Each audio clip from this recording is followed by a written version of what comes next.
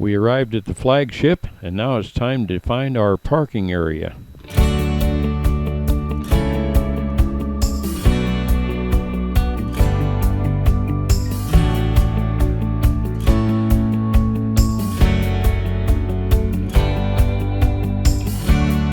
the view out of our window in Atlantic City, New Jersey.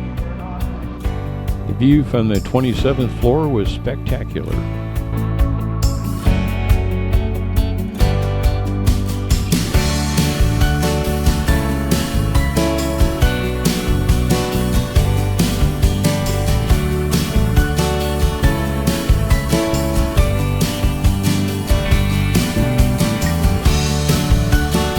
I thought this was a good time to try out my zoom lens.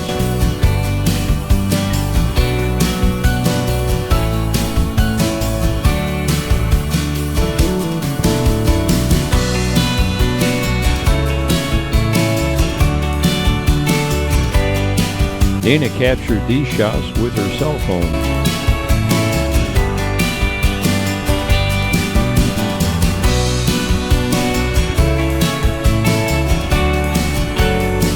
The next morning, our first stop was at Ciocca Corvette in Atlantic City, New Jersey. I have never seen so many C8 Corvettes in one place, except maybe at the factory.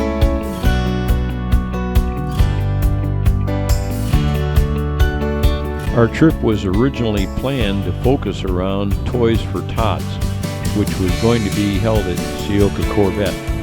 But unfortunately, the Toys for Tots program was changed, and we could not change our plans in time to match that up.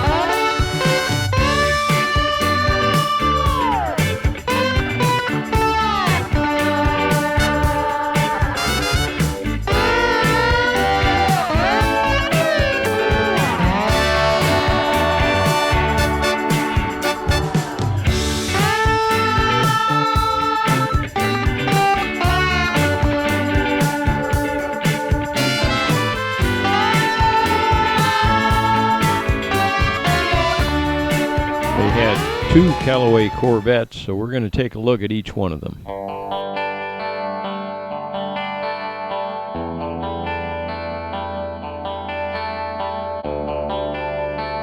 I am sure that people who are into Corvettes will like what Callaway did with the exhaust.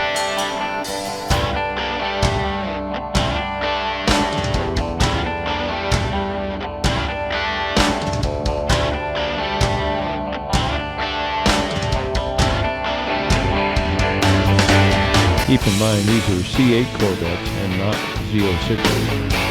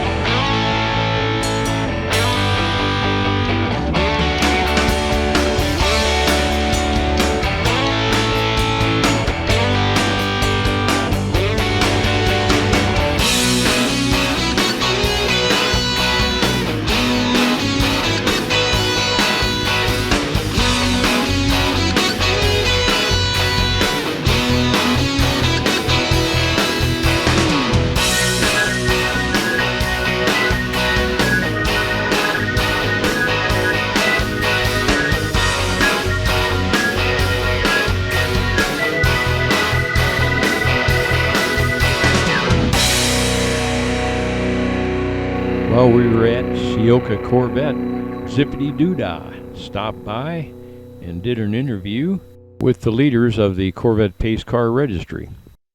You can find him at Zippity's Garage, or do a freeze frame and copy this link.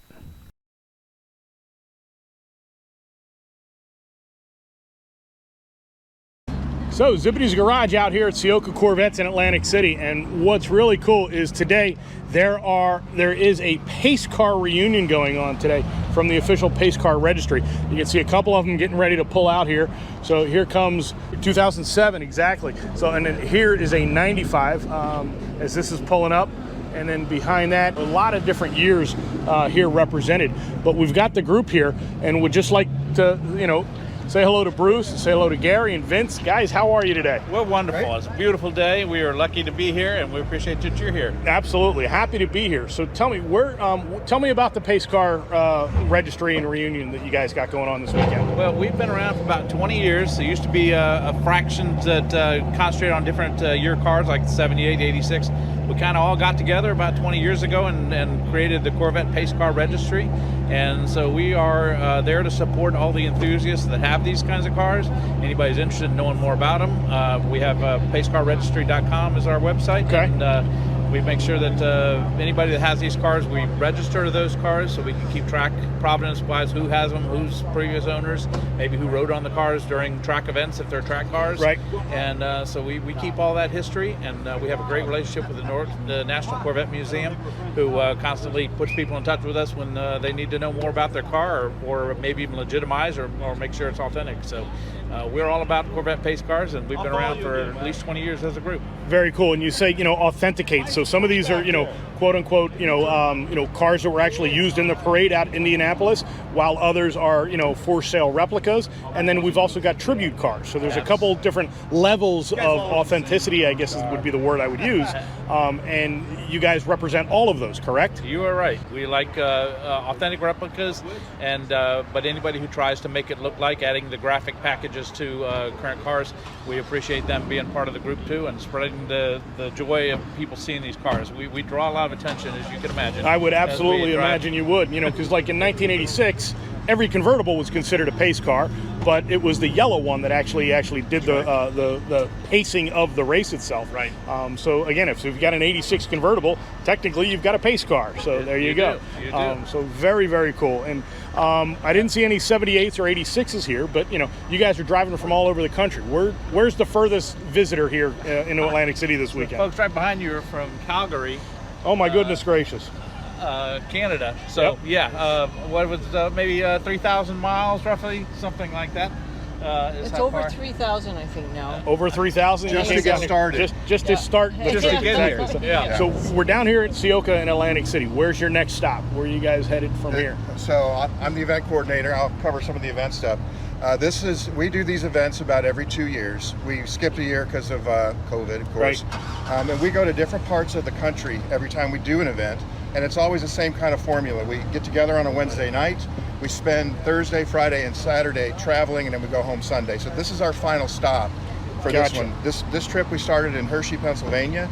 We went on to Morgantown, Pennsylvania, and we ended here for 2 days at Atlantic City. So not a bad place. And did you get out to the Hershey Museum while you're out in Hershey? Yeah, we did. We had lots of different stops, lots of car stuff. There's a great museum in Hershey. Yep, AACA Museum, really good. But we've done events all over the country. We've done Route 66 from Joplin, Missouri to Tucumcari, New Mexico. We've done Charlotte. We've done Michigan, Indy 500, Indy stuff. So we try to find a different place every couple of years. Very cool. We also support Bloomington Gold, Corvettes at Carlisle, and the Indianapolis Motor Speedway. We've done a few events to, sometimes at the Motor Speedway, we'll do a pace car reunion. We help bring the Corvettes into that. We've done Corvette pace car displays, 2 of them now for Bloomington Gold, where we bring every Corvette in we can, pace car of each year. So we're always doing something probably every year. And I mentioned that there was a Carbon 65 car here as well. So that's not traditional, a traditional Indy pace car. So the commemorative type cars like that are also included in the group as well? You mentioned you haven't seen a 78 or an 86. Right. Problem is these cars are getting old. Yes, absolutely. So we made a conscious decision. Like, she owns a 95 pace car, for example, in Calgary, and she's had her car here before. but it's just too far of a trip for Sure. a 95 to make. So, so most of these people that don't bring a pace car actually still do have pace cars. Very good. But it is open to all Corvettes. Excellent, excellent. Like myself, I've got an 04 commemorative edition Z06, which is, it wasn't a pace car per se, but it is one of those collectible type of vehicles. So I'll have to look at myself joining up with your ranks. Come on our trip next time. I'll put you in the mailing address list. I would love to. And like I said on my YouTube channel, the logo is Get Out and Drive, and that's absolutely what you guys are doing. And I see the car behind you here as a participant from the National Corvette Caravan. So, absolutely, you guys are driving the cars, which is wonderful. We are. So I understand your car's back along the fence, but you guys got to get out for lunch. But you want to take a walk over and check out your car real quick? Sure, if you want to. It's a tribute. It's a tribute. Nothing wrong with that. And there's a really cool 04 behind it as well. Tell me a little bit more about the 04 convertible that we have here. Yeah, well, the 04 convertible is a true festival car. There were 22 white convertibles that were on the track. They were also used for the Brickyard 400 the month later. This one I bought out of another collector who went ahead and put the blue and the red pinstriping on it. It's kind of got some rock chip because it is being driven. This one just turned over 33,000 miles actually, but he put the blue and the official pace car words on the door, which weren't on the festival car thing, but it is correct for what it would have looked like as a pace car. So this is number 18. The 18 is still in the windshield from the event from when it was in Indy. So it's number 18 of the 22. And like I said, this was just, for the most part, was a white convertible with a red interior with a white top for the most part. And it did have the flags going down the side. Okay. It didn't have the blue on the bottom of the flag. So that's, gotcha. That's really only the change was the blue. So really, really cool. And then, got the American Revolution. Think back to the Chevrolet slogans from back in 2004. It's exactly what, all General Motors and Chevrolet was promoting at that time. So it's all period correct, too. One more interesting thing about this particular car was at the Corvette Museum when the sinkhole opened up. Oh, no kidding. This is actually the closest car. If you look at those shots from the museum, this is the closest car that did not go in. So it has a little museum display card sticker on the windshield, but is the closest one that did not fall in the hole. Well, I'm glad that this one didn't make it into the hole. No. That's pretty darn cool. And it's a sinkhole survivor. There you go, sinkhole survivor. It's I like famous. that. It's in a lot of the pictures. I mean, you'll see this car and that giant sinkhole. It was sitting on a ledge. They had to get in and manually push it away so it didn't cause any more damage to anything that's left. Yeah, very cool. So thank Gary for bringing this thing out. Now, Bruce, let's take a look at your car here. Yeah, well, like I said, this is a tribute car. A lot of us do that, especially when you have a year where GM doesn't make any replicas. So this is 2017. This is my own doing. I did have these are all authentic decals. I did have a plate number 106, so I kind of tributed it, faked it, and I also have my 106 on the windshield just to make it again a true tribute. But very cool, yeah. Because BLT and I mean it gets a lot of looks. Like I said, very well represented, and like you said, Chevrolet and General Motors did not offer this for sale to the public, yet it did pace the Indy 500. You've got a couple C8s that have done that now as well. Yes. But again, not sellable to the public. Correct. Very cool. Well, hey, I just wanted to say thank you for inviting me down here to do this today. Appreciate it. It was a pleasure meeting both of you guys. I appreciate it. Here's a shot of that lighthouse that I zoomed in on earlier in the video. You can't go to Atlantic City without at least walking on the boardwalk. It is a highly maintained piece of real estate. Here's the boardwalk as seen from the balcony on the Hard Rock Hotel. And while you're at the Hard Rock, you might want to check out Elvis Presley's Rolls Royce or the Liberty Bell in Atlantic City. Bruce and Amanda went to visit Miss Liberty. We had lunch at Margaritaville's Landshark Bar and Grill. Check out my close call with a biker on the boardwalk. You got to be a little bit careful. I started to run in and here he comes. Just about ran into him. He wasn't too happy.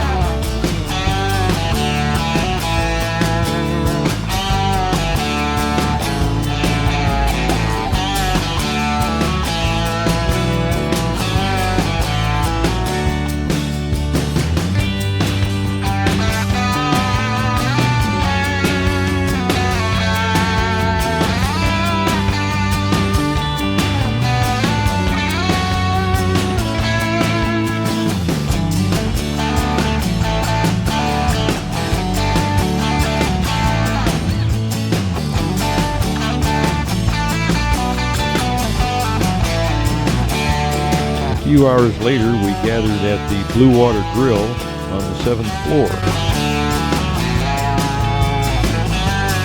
It wasn't actually dark yet, but the previous scene was just thrown in for a special effect.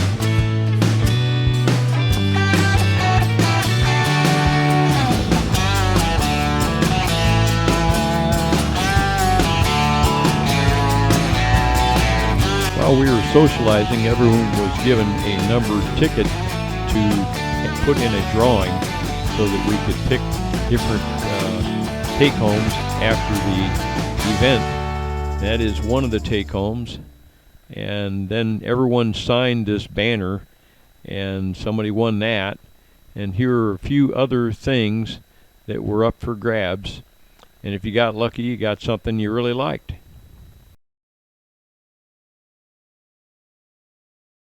A special thanks to Bruce, Gary, and Vince for a wonderful event.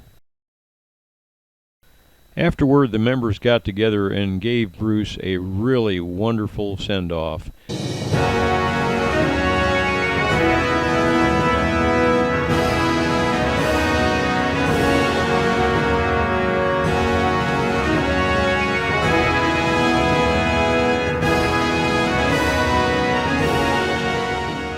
The next morning, we set off for Kansas City, and we followed several members who live in Indianapolis on the way home, all the way to Indy.